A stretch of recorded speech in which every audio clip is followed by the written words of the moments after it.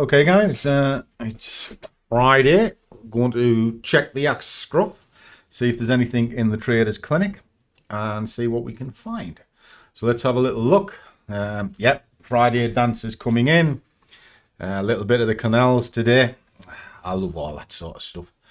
Nice, easy music to get you going. So we'll come down into trader clinic. Get rid of the trader clock for a minute. Go down here, and it's for Southern Softy. Little slow GK.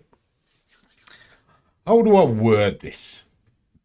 Okay, in a situation where I have a daily target up to 20 points on the DAX, and say your stop is several times your target, okay, there's a red flag, half the daily ATR, when the inevitable comes, the trade goes against you, hits the stop, potentially wipes out 5 days of profit.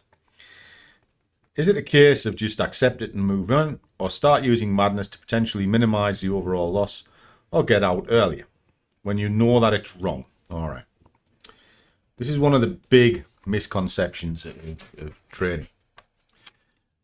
Whenever you see me, you've got to work out where your optimum entry point is. Now, for me, it's about 3. So I know it'll stage back about 3 points. If that's the case, thank you. That is really where I want to work out sort of what you would call risk reward. I call it investment. And if I'm putting £100 on the table, I potentially want £100 coming back. So I always start at a point of one-on-one, okay? Now, what I often see is people think sort of DCA, dollar cost averaging. Now, there's a couple of ways of doing it. There's a lot of people use Martindale. I'm not a lover of Martindale. And I'm certainly not a lover of open-ended stops, which is kind of somewhere in what you were saying there about saying that your stop is several times greater than your target. It should never be, ever. You want to be in a position of one-on-one. So there's nothing wrong with staging it backwards as long as you can figure out where that one-on-one point is. And if you go through the way of the scruff, and certainly through the Zoom calls, I'll show you exactly how to do that each time. And this morning, the point proven video, I show you where the losses are.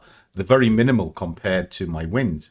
Even if you see the wins relatively small, you see the losers small as well. So they should never be outweighing the wins, because what will happen is you'll get unstuck. Now, madness is there as a vehicle to complement the trade. It's not a vehicle just to be willy-nilly and just sort of keep piling in position after position after position. So in answer to your question, I know kind of a roundabout way of getting there, is first of all, I'd be questioning why a stop would be wiping out 5 days worth of gains. To me, that would be ludicrous. The part where you said just accept it and move on, that's the key part, kid. Once you know the trade is wrong, you've got to either manage out of it or just get out of it. Now, there's a couple of ways you can manage out of it.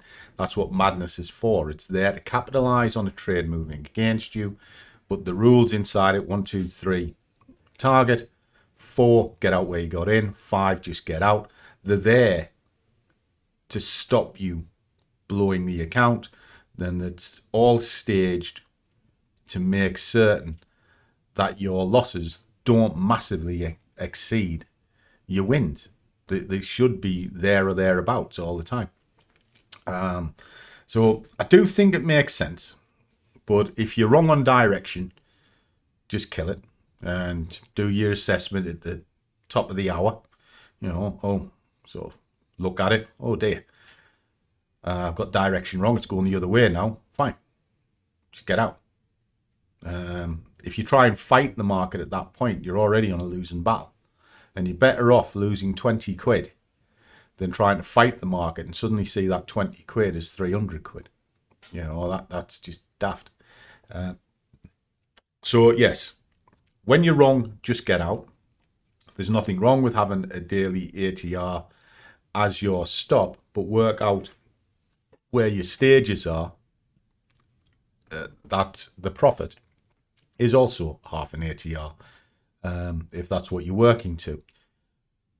and you'll be fine. You genuinely will be fine. But the big point of all trading is when you're wrong, get out. Period. If you try to take the market on with a small account, you lose every time. Every time. And that's it. So I hope that helps. Catch you soon.